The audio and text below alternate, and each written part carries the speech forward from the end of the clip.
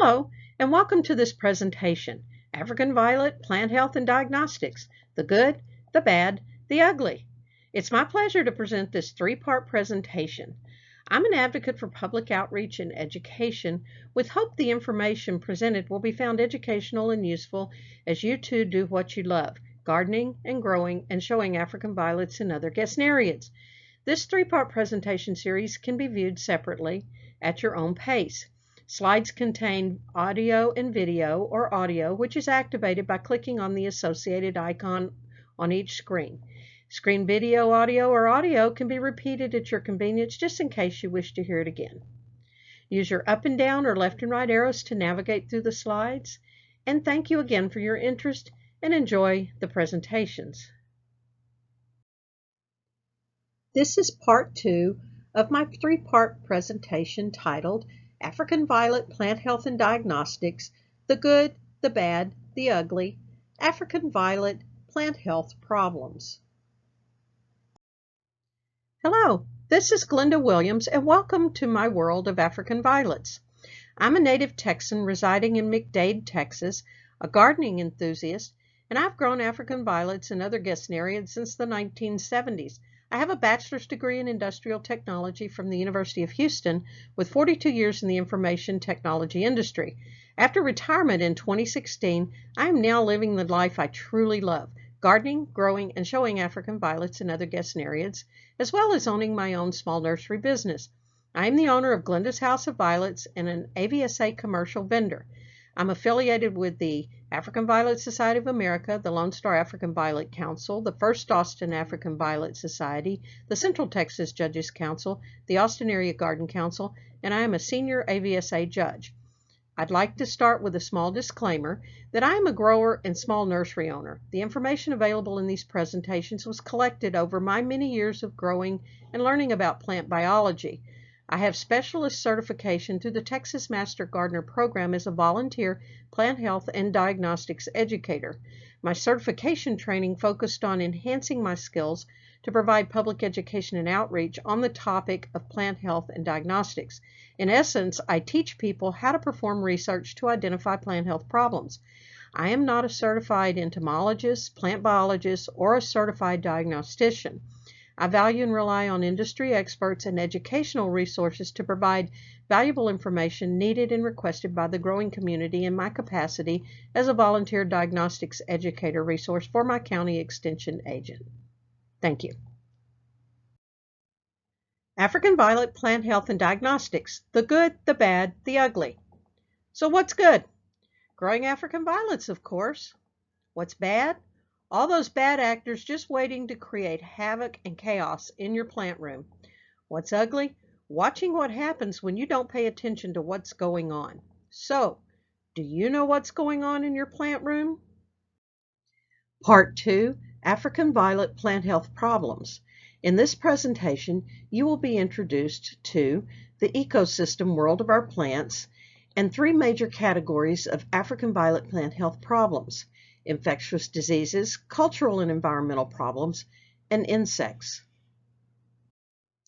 The following are definitions that will be used in this presentation. Please take a moment to review before proceeding to the next slide. Symptoms: signs, pathogen, inoculum, plant disease, diagnosis. Let's start with the basic ecosystem world our African violets live in. An ecosystem is a complex symbiotic system comprised of many living and non-living things within an environment that all interact synergistically as a unit. In a perfect ecosystem world, our African violets live in balance, peace, and calm. All is well, and everyone is happy. 2 ecosystem factors contribute to the balance of the ecosystem. Abiotic factors are physical conditions not derived from living organisms such as lighting, temperature, airflow, and humidity. Biotic factors are living components that affect another organism or shapes the ecosystem such as plants, animals, bacteria, fungi, viruses, and insects. In a not so perfect, out of balance ecosystem world, havoc and chaos can happen. Let's begin with a quick review of the disease triangle, the disease life cycle, and disease management strategies that were covered in Part 1 IPM. Infectious disease development requires a susceptible host, a pathogen that can cause disease, and an environment favorable for pathogen development. This is known as the disease triangle. Diseases will not develop if any one of these factors are missing. In the case of infectious plant diseases, any practice that favors plant growth and reduces either the amount of pathogen present or its development or activity will result in significantly less disease. Once the disease cycle begins, it enters into a circular pattern, or the disease life cycle, which will continue unless it's interrupted. Use IPM disease management strategies where possible that focus on interventions at any point in a disease life cycle to break or interrupt the life cycle and prevent spread of infection. For example, sterilization of your garden tools would be an intervention where you clean your tools and the pathogen or pathogens are removed or killed. There are three major categories of plant health problems: infectious diseases, cultural and environmental problems, and insects.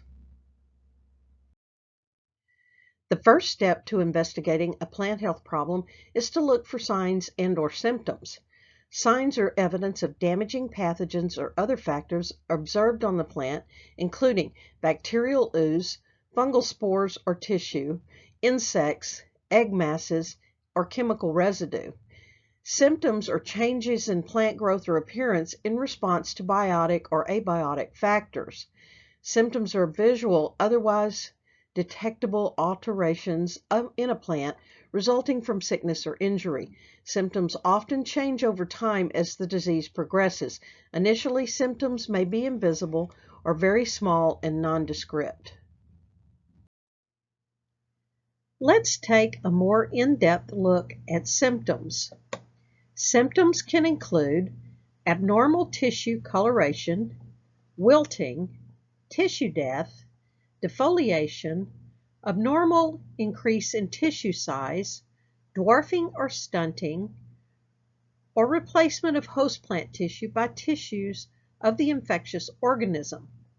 As shown in this list, symptoms can vary and there can be more than one symptom visible or detectable. So, what's making your plant sick? Two of the major pathogens responsible for causing the majority of African violet plant diseases covered in this presentation will include fungi or fungal-like organisms and viruses. Fungi or fungal-like organisms collectively cause more African violet plant diseases than any other group of plant pathogens. They cannot make their own food and have a filamentous growth habit, which may or may not produce spores. Viruses are intracellular particles that infect other living organisms and live off a host's nutrients. Also note, they are unable to reproduce without a host. The remaining pathogens noted here are not discussed in further detail in this presentation as they occur on a less frequent basis in AV populations. At your later convenience, you may want to research and become familiar with these other pathogens, which are bacteria, nematodes, and parasitic high plants. Both fungi and viruses share many of the common transmission and/or infection conditions required for their existence in our growing environments. You must stay vigilant and continuously follow proper protocols to prevent or stay in front of uncontrolled outbreaks or unintended exposures. Diseases transmit by different conditions. Fungi reproduce by spreading microscopic spores and are often present in the air, soil, and our growing environments. Viruses are usually transmitted via vectors such as insects or direct contact. Again, please note, viruses must have a host cell in which to live and replicate. A virus cannot function outside of a host cell. Both fungi and viruses share many of the common conditions required for their existence in our growing environments. They attack different areas of plants such as buds, flowers, crown, lower leaves, or roots. They can infect African violets, which already have existing dead or dying tissue. Eventually, the affected plant parts will begin to wither and die. Common environmental factors include temperature, light, moisture, air movement, soil status, or plant nutrition. They thrive under conditions of high humidity and poor air circulation, especially after sudden temperature changes. These conditions often occur in spring or when humidity is high or when hot days alternate with cold nights. Now let's discuss some common African violet diseases encountered by our growing community. The four major fungal diseases we encounter most often are powdery mildew, pronounced oidium, crown rot, pronounced Sclerotium rothschild, Fusarium root rot or wilt, pronounced Fusarium oxysporum, and gray mold, pronounced Botrytis. The one viral disease we encounter most often is the impatiens necrotic spot virus, pronounced INSV. Now let's take a more in-depth view of these four fungi. The first fungi is powdery mildew or oidium. Powdery mildew mainly grows superficially on AV leaves, stems, buds, and flowers, covering them with a light gray powder.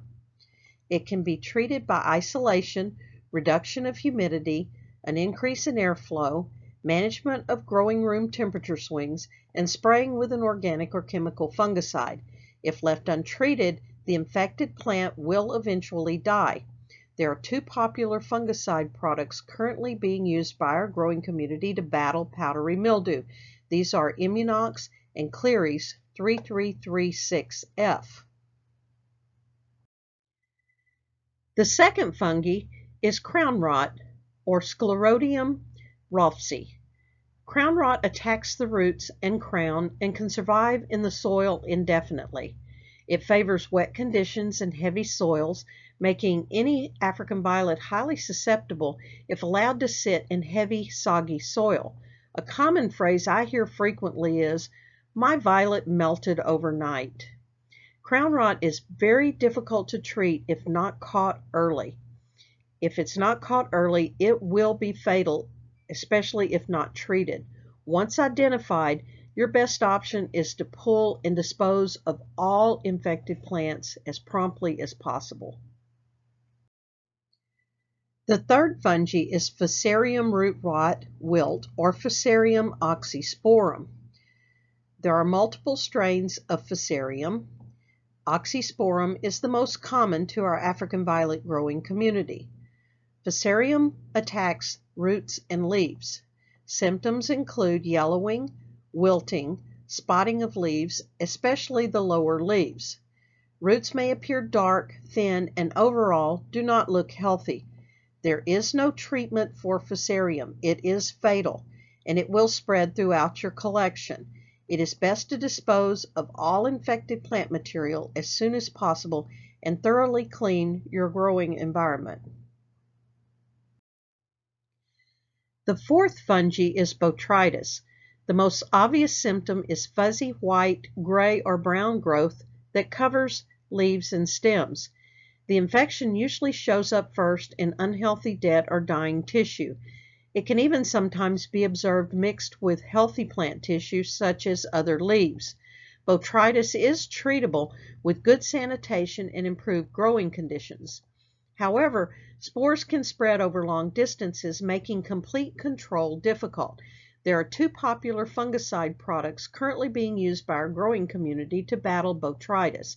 These are Immunox and Cleary's 3336F. The most common viral disease African violet growers face is the impatiens necrotic spot virus, or INSV. INSV is a mosaic pattern virus with an extremely wide host range of more than 600 susceptible plant species. The western flower thrips insect vectors INSV exclusively to African violets. INSV is a fatal terminal diagnosis. There is no treatment. Test strips are available from Agdia at this website. If you suspect it's in your main collection, you will need to make some very difficult decisions. Isolate suspicious plant materials and test immediately using the immunostrips from Agdia. Test multiple times with multiple plant material samples. If you have INSV positive results, the best decision is to destroy all plant materials, completely sanitize your growing environment, and start all over. In the case INSV shows up in new plant materials that were isolated after they arrived, you may have a glimmer of hope. You should destroy all infected plant materials as well as any other plants that were exposed during quarantine.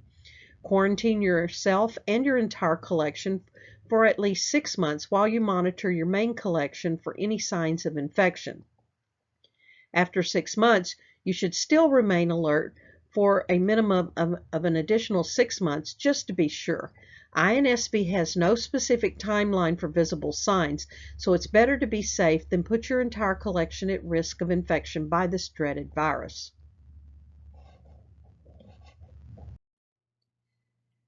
As an integral part of your IPM disease management program, you may want to include many of these treatment strategies. Keep your plants as healthy as possible. Quarantine, quarantine, quarantine. Sanitize, sanitize, sanitize. Dispose of diseased plant material properly. Bag or burn them. The trash can is your best friend. Understand that trying to save or propagate plant material is risky, as it could still be infected by fungi or viruses. Eliminate and/or control insect vectors. Reduce humidity, increase airflow, manage growing environment temperature swings, spray with organic or chemical pesticides or fungicides, apply granular pesticides for long-term control, and even apply heat to the soil through the process of pasteurization or even dipping the root ball in hot water. The bottom line is a true, no doubt about it diagnosis, as well as selection of an appropriate effective treatment protocol, will require confirmation of a specific pathogen by professional resources such as a state agricultural laboratory. There are 2 usual treatment options for infectious diseases. The first treatment option is using products made from natural or organic components, which are popular based on their low impact to the environment. Many homemade solutions include baking soda, water, cinnamon, turmeric, or some combination thereof. A popular product called Nukem has citric acid as its main ingredient and is used to deter insects and fungi growth. The second treatment option is using popular fungicides such as Immunox or Cleary's 3336F. Immunox is less expensive and available at most big box stores. Cleary's 3336F is more expensive. It is available through agriculture product wholesalers or distributors. It is available in quart, gallon, or larger sizes. However, it is a controlled label product that does not allow repackaging for resale. The second major category of African violet plant health problems is cultural and environmental problems.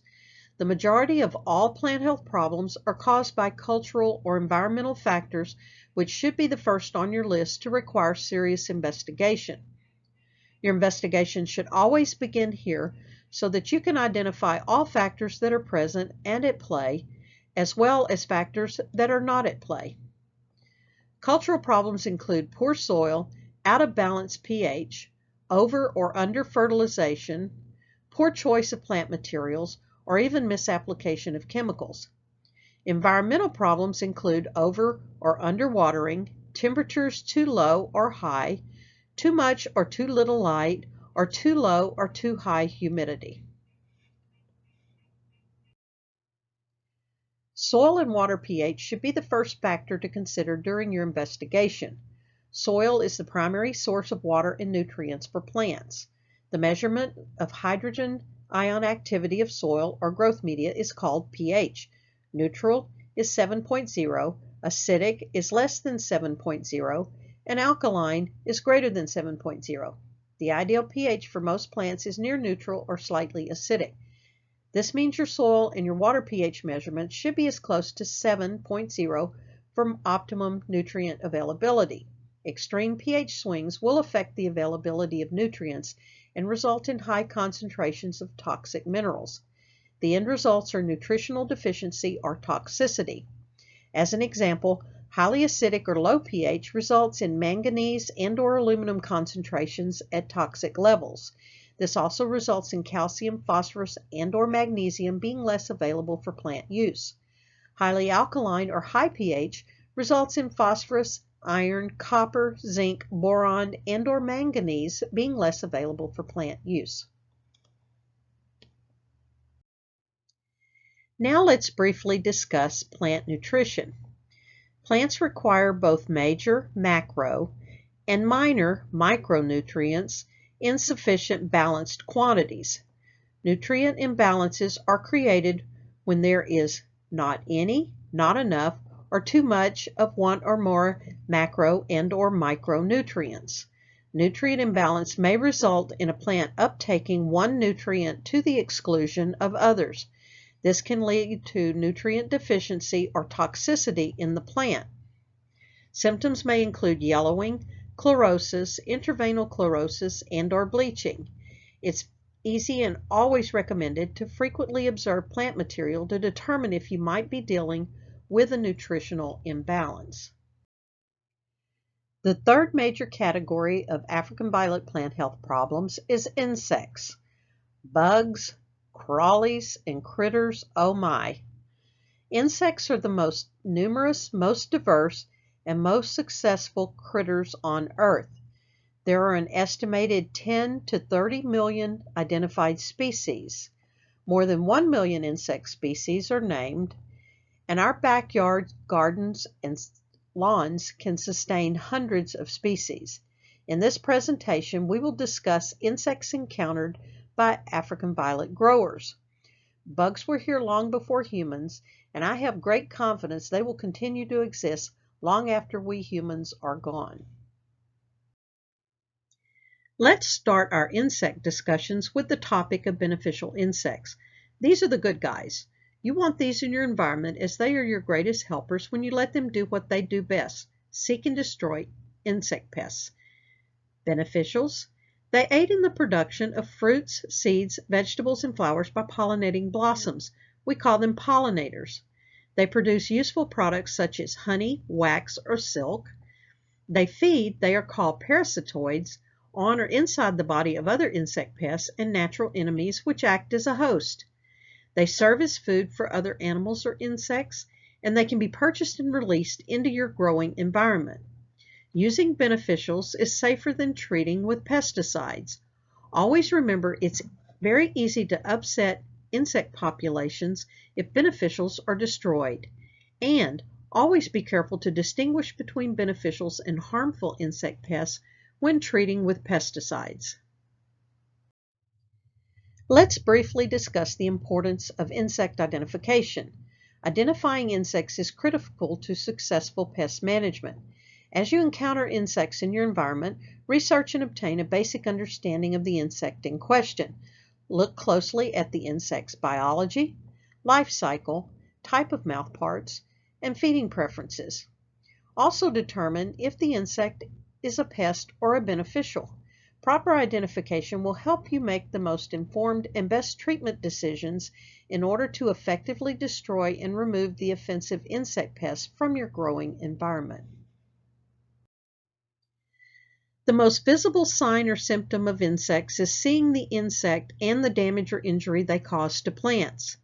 Injury caused by insects can be distinguished by specific visible clues observed during inspection of the plant. Look for signs on the plant. As seen in this picture, the aphids are clearly visible. Look for symptoms such as damaged foliage caused by insect feeding. Injury and/or damage varies depending upon the mouthpart type of the involved species. There are chewing insects, piercing sucking insects, internal feeders, subterranean insects, egg-laying insects, those that can use plant material for nest building, or there are even insects that are vectors of plant disease. As an example, the western flower thrips is an exclusive vector of the INSV virus. They carry INSV between plants, injecting their saliva containing the INSV virus through their piercing mouthpiece into the plant cells, thus infecting the plant. It is important to note that not all pesticides will work the same way to treat insects. For example, a systemic pesticide containing imidacloprid works from inside the plant. The insect feeds on the treated plant material, imidacloprid is ingested, and the insect is poisoned. Pyrethrins work with direct contact, so it is sprayed onto the insects for a quick, almost direct kill. Your selected pest management strategy should be based on how a particular insect feeds on or interacts with the plant. In this presentation, we will cover the most common African violet insect pests we find in our growing environments. These would be thrips, broad mites, cyclamen mites, and soil mealybugs. For each of these common AV pests, we will discuss the following: identification, movement, life cycle, feeding, and treatment. After details about the above common AV insects are presented, the presentation will then continue with a discussion of general treatment options you can implement as part of your pest management program. The first African violet pest we find frequently in our growing environment is the western flower thrips. Thrips come in a variety of colors from translucent white or yellowish to dark brown or black. Immature thrips, called larvae or nymphs, are oblong or slender, elongated, and lack wings. Adult thrips are elongated, slender, minute, being less than 1/20th of an inch long, and have long, narrow, feathery wings. Adult thrips have wings, are called flyers, and will fly a lot. Adult thrips are very active and will move actively in our growing environments. Thrips move through cross-contamination of plants and gardening tools, and thrips are also transported by other plant materials. Some interesting factoids about the thrips life cycle include: female thrips reproduce sexually or asexually without a mate. It is their option. Thrip eggs are elongated, cylindrical, or even kidney-shaped. Thrips insert their eggs into the soft tissues of leaves, bracts, buds, or petals where the larva will then feed. Thrips are not terribly damaging to plants other than as vectors of INSV. After the eggs hatch, the larva will feed on soft plant tissue. A common sign of thrips is pollen spilled on flower petals. Continuing the interesting thrips life cycle factoids. Thrips hatch from eggs, develop through two actively feeding larval stages and two non-feeding stages called pre-pupa or pupa before becoming an adult. Larval and adult stages are typically well placed in host plants and usually found deep within leaves, bracts, buds, or petals.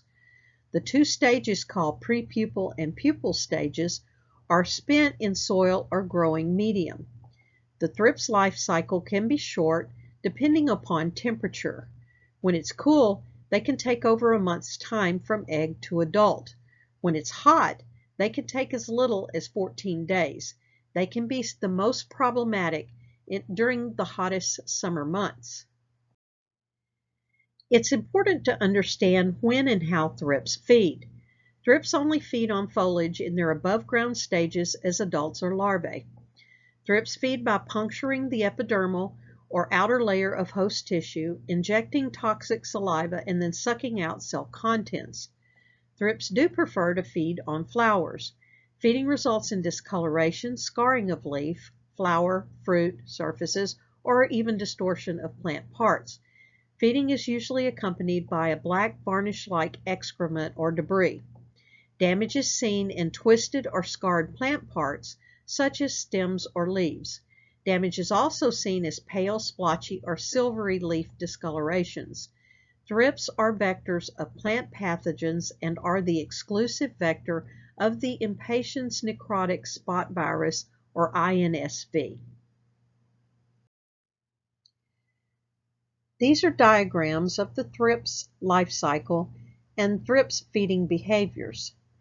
Thrips are piercing, sucking feeders. They pierce the plant's surface, inject toxic saliva to make the cell material easier and more palatable to their taste, then suck out the tainted and toxic cellular liquid. Once their toxic saliva is injected, the plant cells are permanently damaged and infected. As you can see, understanding how thrips feed is critical to determining an appropriate treatment protocol.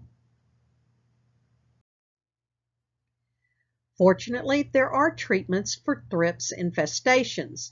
Adult and larval stages hide deep in flowers and are closed buds, making control, especially with chemicals, difficult at best.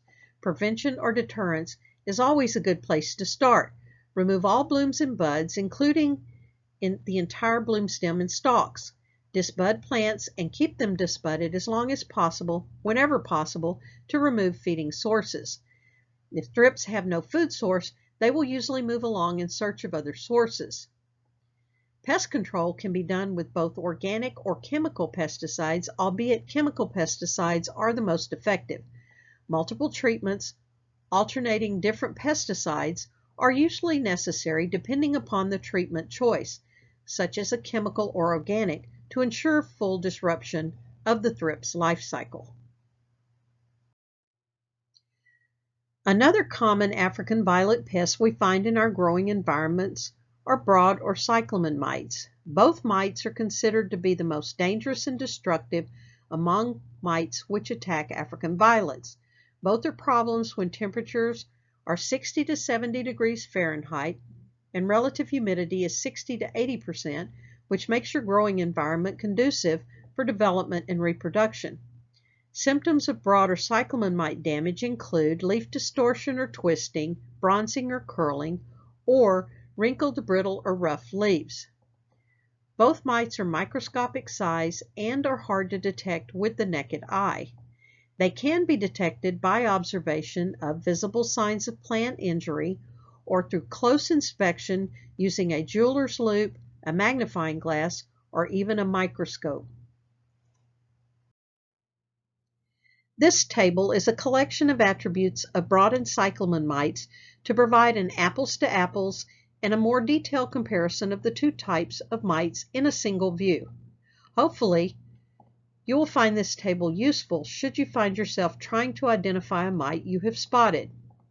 There are many similarities as well as differences between broad and cyclamen mites.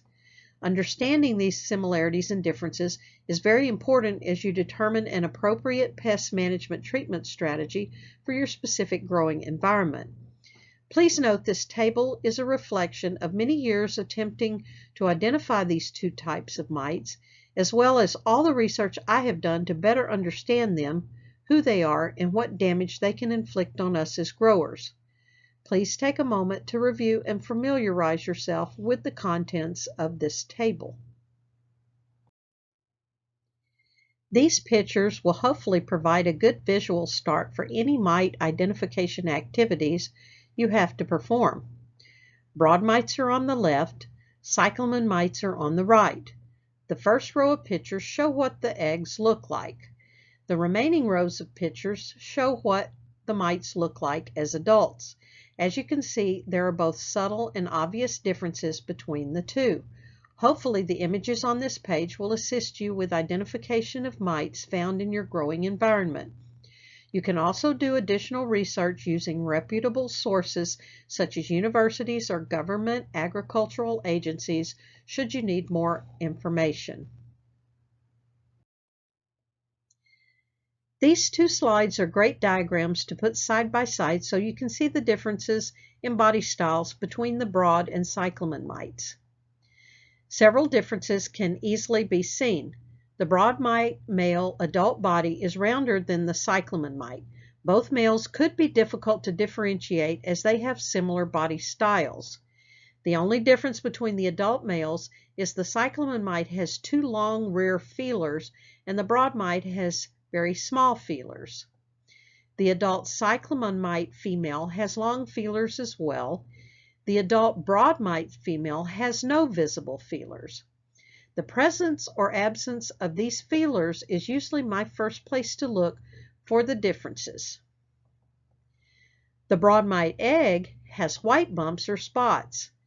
The cyclamen mite egg is smooth with no bumps or spots. The cyclamen mite larvae look like sweet potatoes. The broad mite larva has a small and more oval-shaped body. As you can see, these two slides are a great starting point for broad and cyclamen mite identification. Broad or cyclamen mites move by air currents, contact of infected or non-infected plants, and cross-contamination of garden tools. They avoid light by seeking safe feeding environments, so look for them in the crown or folds of quilted or scalloped leaves or bud stems. Males play an active role in mite outbreaks. They are the bus drivers. Males carry female nymphs to young leaves, transport eggs and/or adult females to new leaves, and use their fourth pair of legs to transport pupa and/or adult females. Females have been known to attach to the legs and/or antennae of adult greenhouse whiteflies.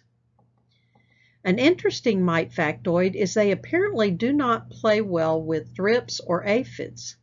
They avoid and will not attach to thrips or aphids. I've noticed one interesting thrips mite population dynamic over the years. I'm not sure I still understand it. I've never seen a fairly equal overpopulation of thrips and mites together. It's usually one or the other that's the majority of the infestation. As I said, it's a dynamic I'm still puzzling about to this day. It's important to understand how broad or cyclamen mites feed. They thrive on almost all African violet parts, including leaves, stems, and flowers.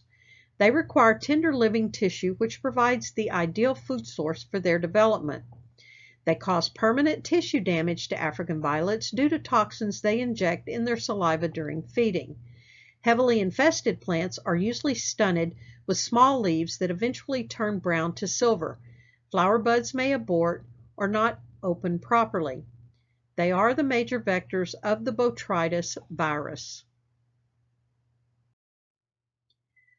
So how do you treat broad or cyclamen mites?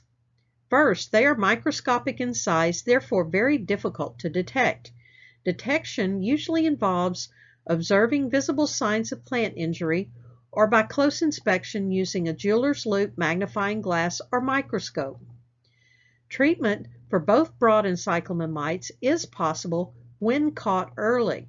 Unfortunately, plants are usually beyond treatment when significant tissue damage is found in the crown, as shown in the pictures in this presentation. You can try to spray or dip infected plants using chemical pesticides. Always follow the label instructions for proper chemical dosage and how to do the dip or spray.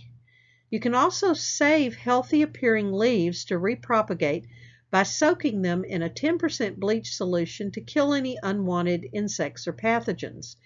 You can try saving leaves to propagate, but the majority of the plant, including the crown, should be safely disposed of. Sometimes it's just best to dispose of the plant and start over.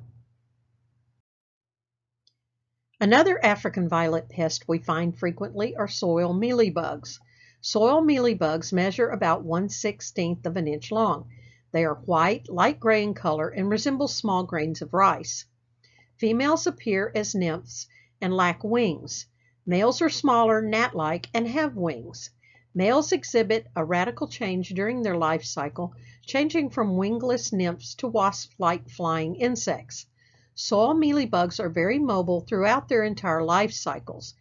Females often retain legs and are very mobile. They travel easily and rapidly over moist surfaces. However, once they do find a suitable feeding site, they usually can become less mobile.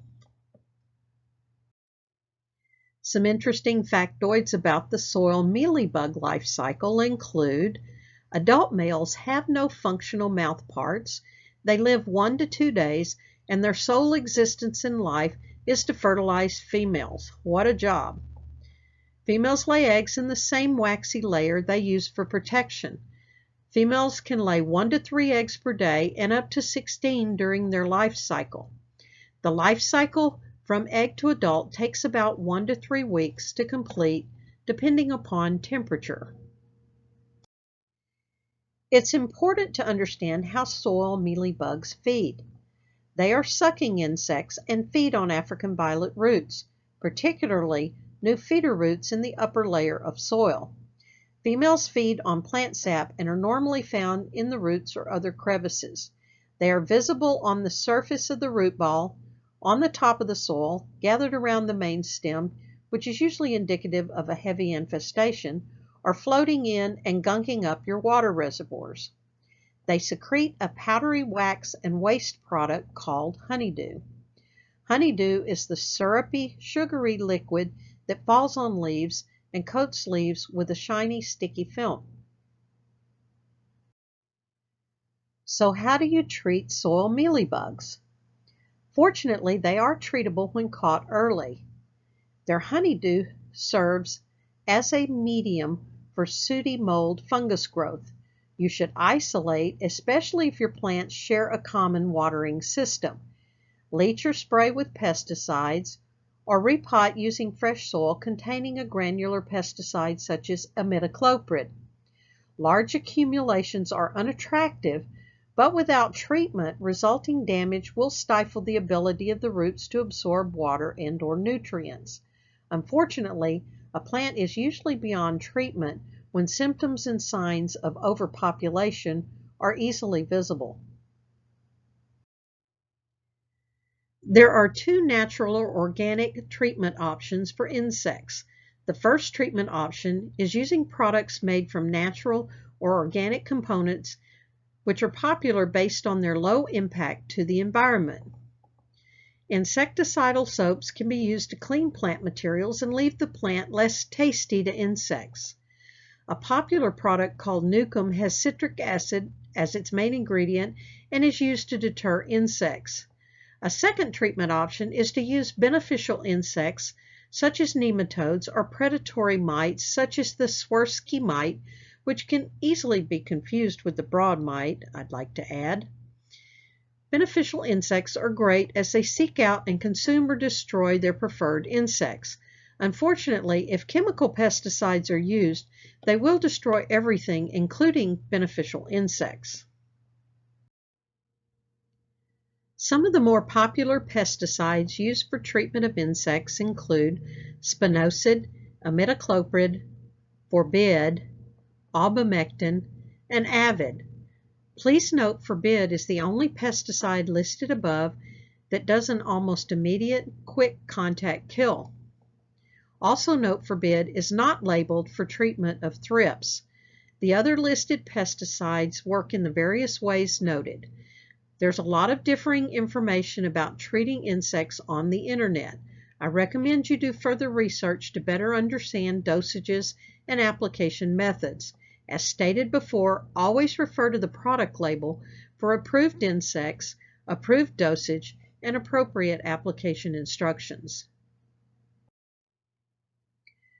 So now that we've presented common African violet plant diseases and pests, what would be a good overall IPM approach for treating our plants for diseases or insects? I would suggest starting by doing diligence to disrupt the disease and/or insect life cycle. The most common treatment is by foliar spray, although drenching can be done as well. Both should be done with extreme caution. Spray treatments using pesticides are usually recommended every 3 to 5 days.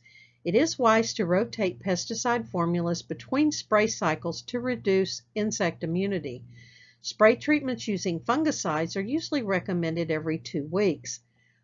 Purchase pesticides or fungicides from reputable sources. All pesticides and fungicides should be considered toxic to humans unless otherwise noted on the label. The label provides detailed instructions on how to use the product correctly, at what dosage, what special safety measures should be taken, and what plants, insects, or pathogens it should be used on. Remember, it is against the law to use a pesticide or fungicide in any manner not included in the labeling. Remember, read and follow the label. It is the law. Part 2, AV Plant Health Problems. In summary, we covered the topics in this outline, which provided you with more detail about plant health problems experienced by African violet and other gesneriid growers. This is the conclusion of Part 2 of a 3-part presentation, African Violet Plant Health and Diagnostics, the Good, the Bad, the Ugly. Part 2, AV Plant Health Problems. Thank you for viewing this presentation. I hope you found it educational, interesting, and learned some basic strategies for management of your growing environment. Parts 1 and 3 are available as separate presentations for your viewing pleasure. Part 1, IPM, you were introduced to an overview of integrated pest management and its associated strategies for management of any havoc or chaos you may be experiencing in your plant room. In Part 3, a journey into the microcosmic world of AVs, you will join me on a mystical journey that will take us into the microcosmos of the secret life of plants.